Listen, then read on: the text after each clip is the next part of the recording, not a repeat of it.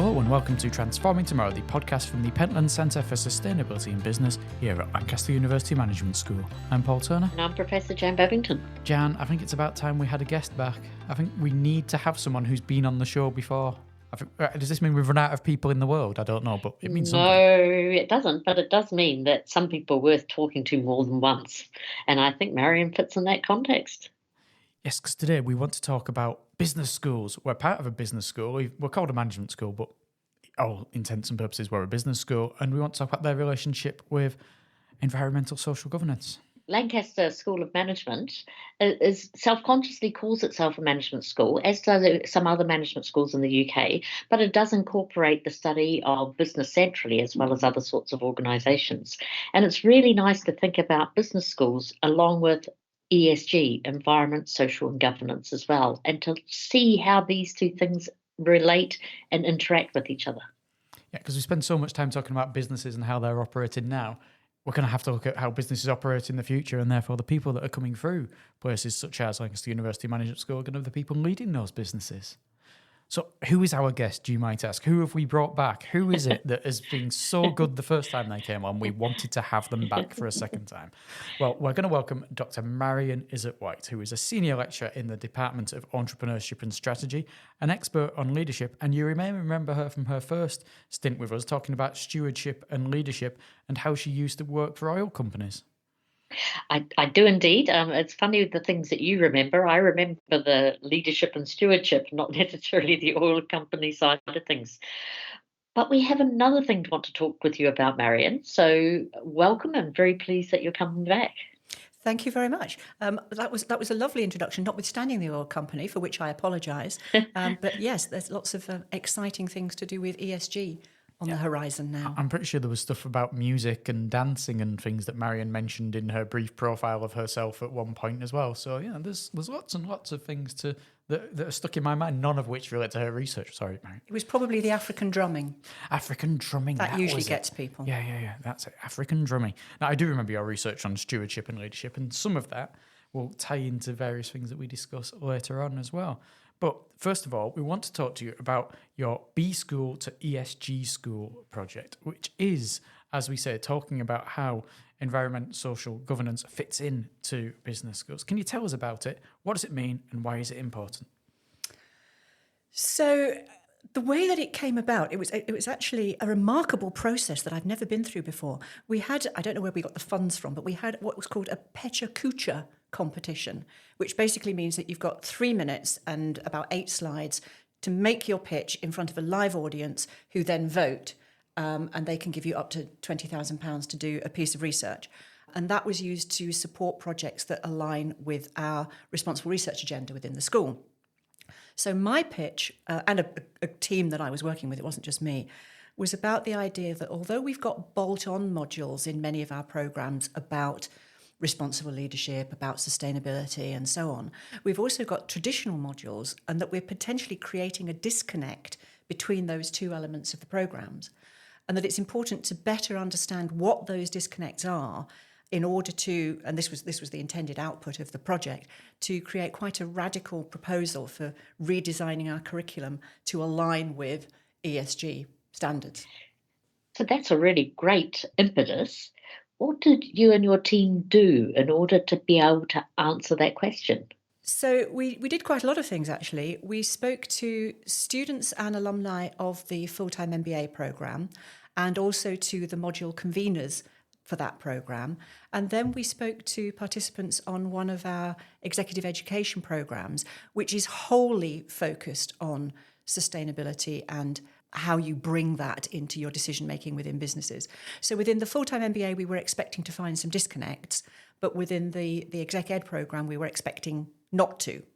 So we did that, and we also had a research associate looking at the market for us so we could understand what everybody else was doing, what our competitors were doing, but also looking at the markets that the students come from and what's happening in their home countries, and therefore whether we could expect a different perspective on these issues from India or Ukraine or wherever our students are coming from, compared with what we in the UK are now finding. That's excellent. And there's so many parts in there for us to tease and pull apart. So, as a starter, I might ask you particularly about the alumni because they've been through the program and then they're back out in the world of work. What did they think about their educational experience? And were they up for an ESG educational experience? Not surprisingly, it varied. It varied depending upon often geographically where they came from. So, for example, we had somebody who was from the Ukraine, and he, not surprisingly, said, yes, this is a great issue, we should be interested in it, but at the moment there's a lot else going on within the country that is more prevalent in our minds.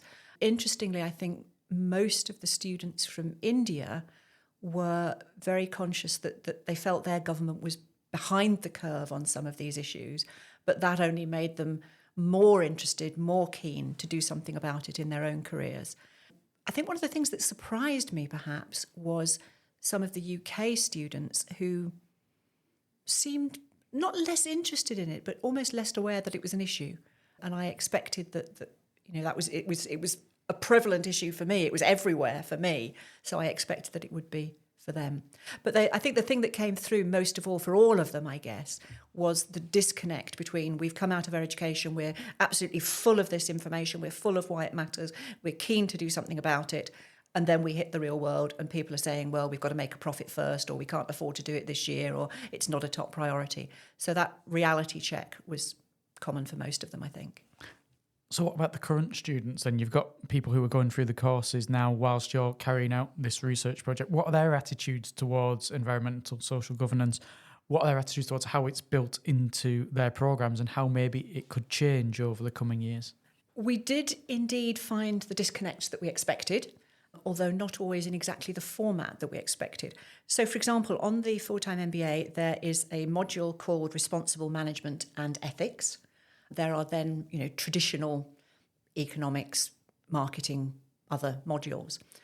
And some of the people we spoke to said, their mindset was completely changed by the responsible management and ethics module. And when they came to that, it made them quite sceptical about the marketing module. For other students, although they did take the management responsibility and ethics on board, when they got to the marketing module, they said, well, maybe this is just a bit of spin and people aren't actually going to do it. So, it could go either way as to where they saw the disconnect being, but they definitely saw it. The bigger disconnect, I think, was what they saw between some of the things we were teaching and some of the things they saw us doing within the school. So some of them, to supplement their funding, work in catering outlets within the school, within the university, and they were horrified by the degree of food waste. There was numbers of them who mentioned the fact that we still sell water in bottles in our cafes, and why on earth are we doing that instead of having water fountains? And this was my own particular favourite because it bugs me beyond reason. Why have we got plastic plants and shrubs in some of our departments as decor? That's something I always wonder about. What's the point of a plastic plant? None whatsoever. Jan, do you have plastic plants in your office? I can see No. you were looking guilty, so I thought maybe you've got like 50 of them and you just live in a jungle of plastic plants. No, I was feeling guilty on behalf of however they ended up in our department, because yes, it is quite alarming, and they really they don't look the business. Yeah.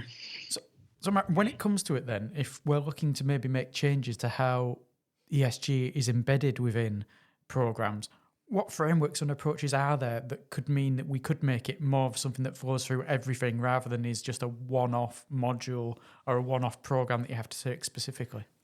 That's something that we focused on quite a lot, and we found a particular piece of work by Katrine Muff, who talked about bolt-on, built-in and embedded as different approaches.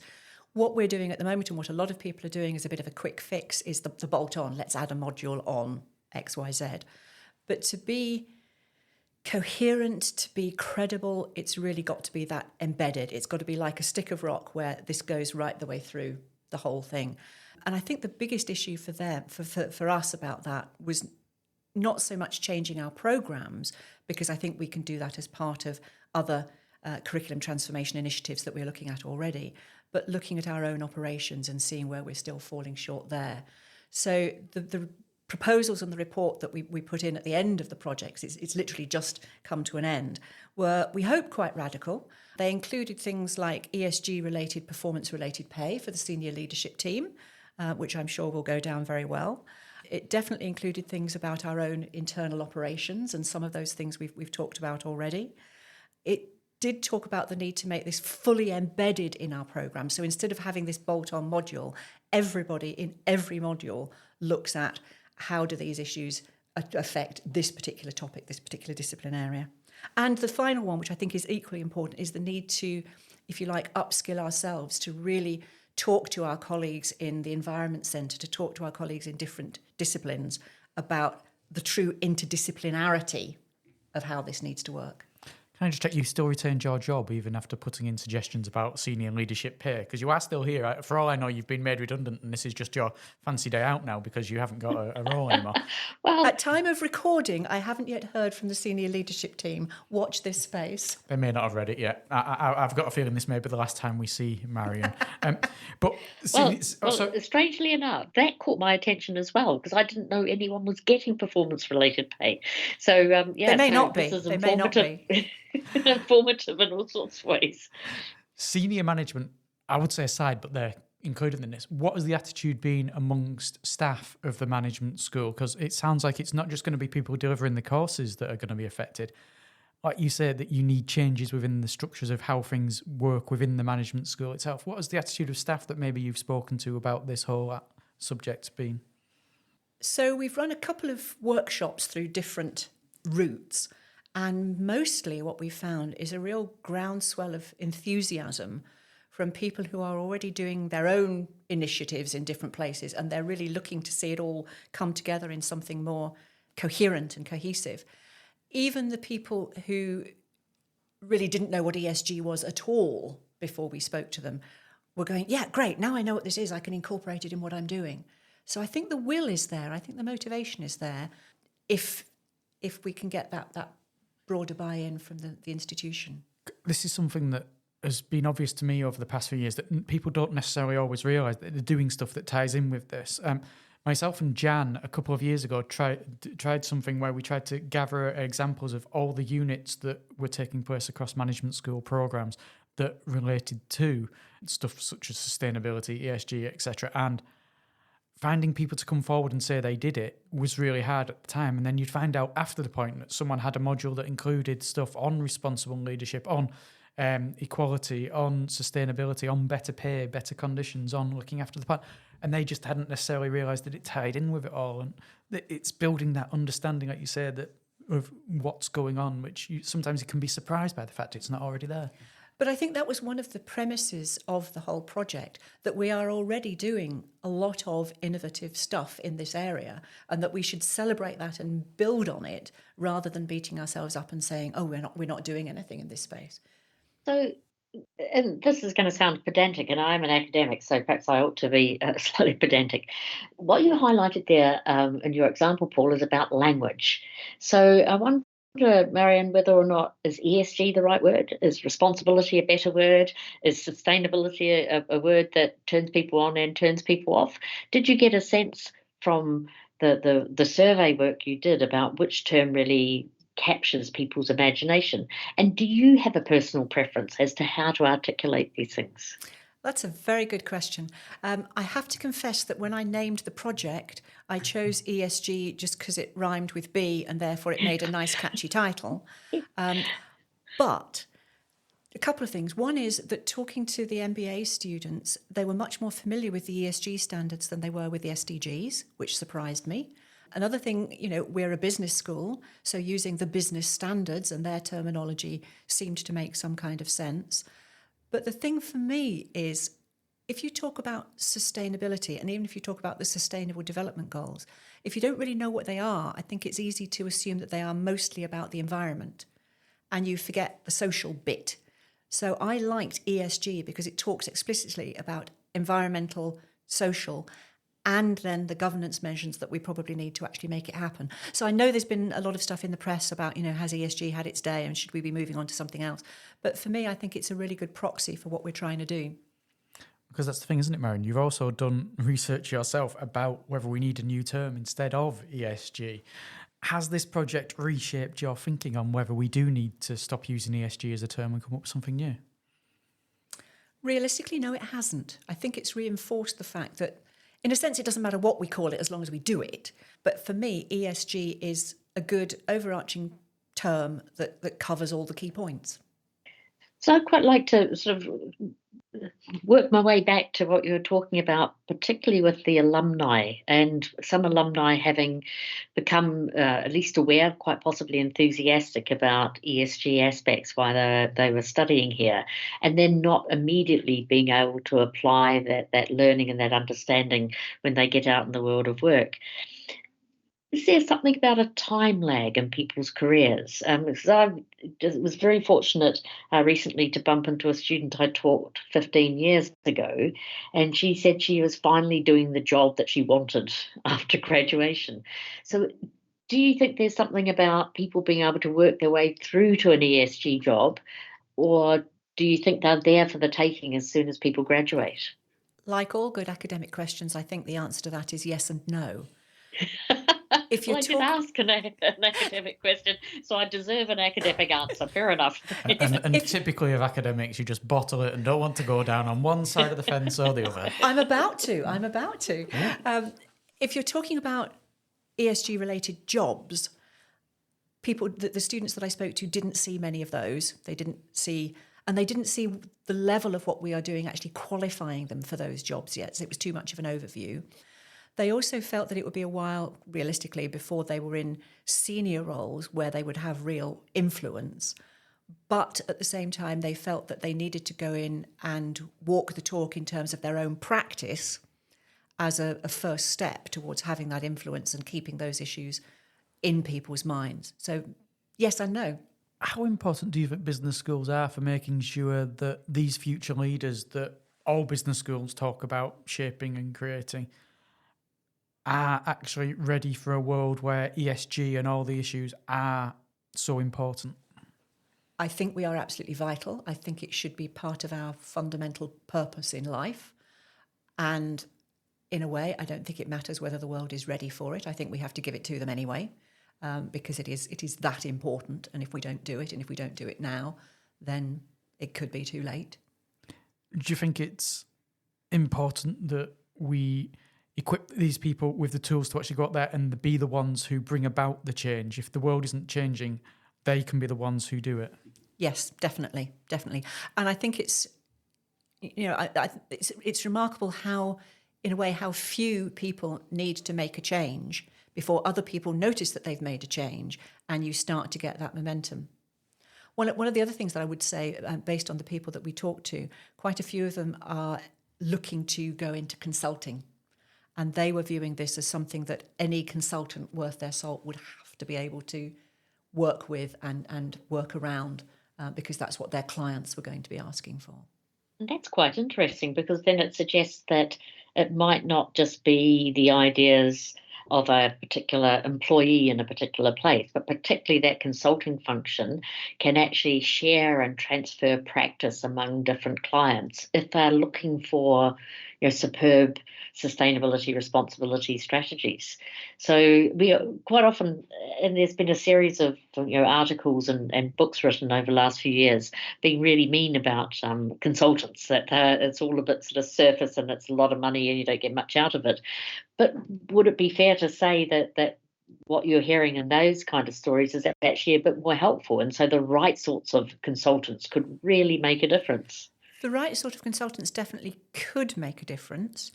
Whether they are going in that direction because they really believe in it or because they feel they ought to, I don't know. And I think that's the same for the clients. Is there an element of greenwashing in there, or are they genuinely committed to making these changes? I don't know.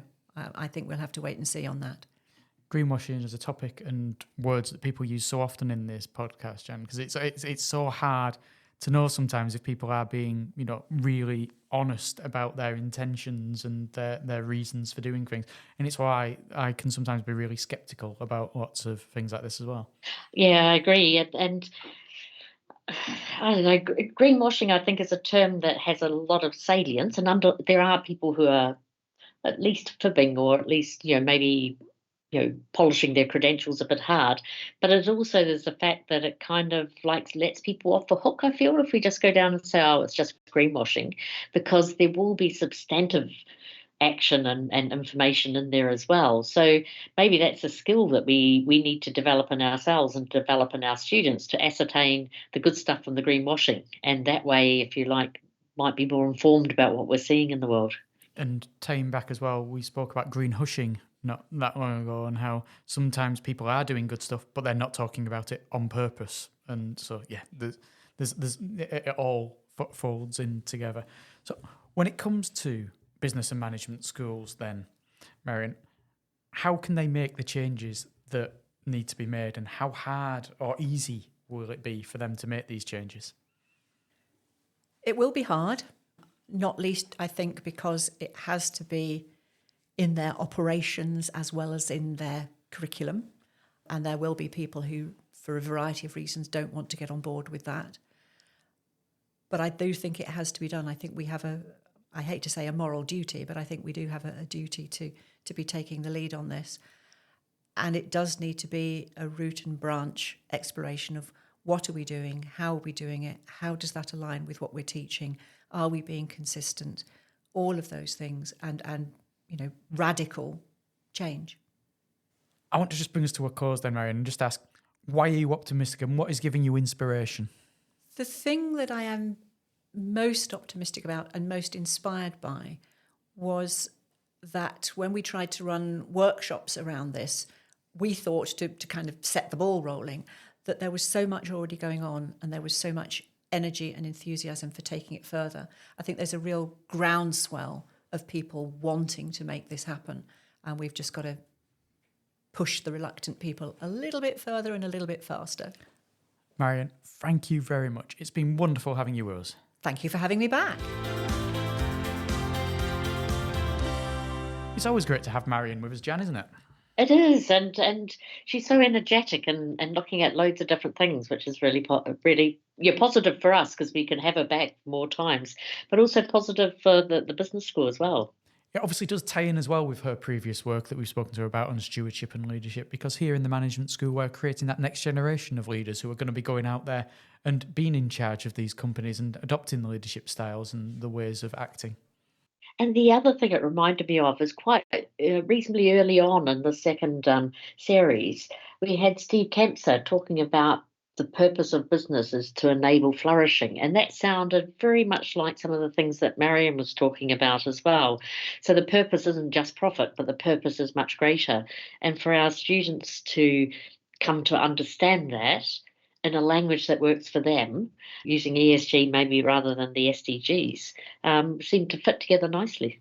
And obviously, we've spoken to Rose White about how sustainability fits into accreditations and rankings and stuff within a management school as well. So, yeah, there are topics in there that definitely thread through what we do. And what do you think, Jan? Do you think that it's possible and it's going to happen that ESG will be more threaded through all of the curriculum? I think so, because there's so, and I suppose it's sort of like your curriculum and your research strengths. So it's a huge research strength in the school, and I suppose we maybe end up thinking that students need a particular kind of education or cover particular things. So something like this to give us a bit of a shake up or a bit of a shock to really think, well, okay, it is there. Can we be more articulated about it? Can we say more clearly to the students, now this is the elements will be beyond just profit? So I think it's about maybe common languages and common approaches, and even knowing where students are hearing this in other parts of their degree would allow these pieces to add up to something more substantive. And I'll tell you, Jan, the bit that really fascinated me is we've got to be careful not just within what we're teaching, but how we're acting. And there's so much of the operations that were going on and how they might need to change in order to show the people that we're talking to that we act as much as we talk, and we're not just, pretending to do these things. We're not just paying it lip service. We're actually acting that way in the management school, things such as the catering, things such as the recycling options, all that kind of thing. And it shows how much effort you need to put in, and you can't just be talking about it in 1 lecture or 2 lectures or 5 lectures or 10 lectures. You need to be seeing all of this stuff that Marian's uncovered throughout your whole experience of going to the university. Yes, because indeed the buildings teach, the estate teaches, so the whole of the university teaches in an informal way alongside the formal program. Well, we're going to stay with education next week. We're going to be in a slightly different form of education. We're going to be talking about something that is the Morecambe Bay curriculum. We're going to be discovering everything about what that is and what that means, how it ties in with sustainability, how it ties in with all the communities around the Morecambe Bay area. I'm going to be welcoming Caris Nelcon and Bethan Garrett here, and they're going to be talking to us about that. So that's going to be good as well. We're going to be talking about education still, but differently. Brilliant. I look forward to it. Well, thank you very much for listening, and until next time, I'm Paul Turner. And I'm Professor Joan Bevington.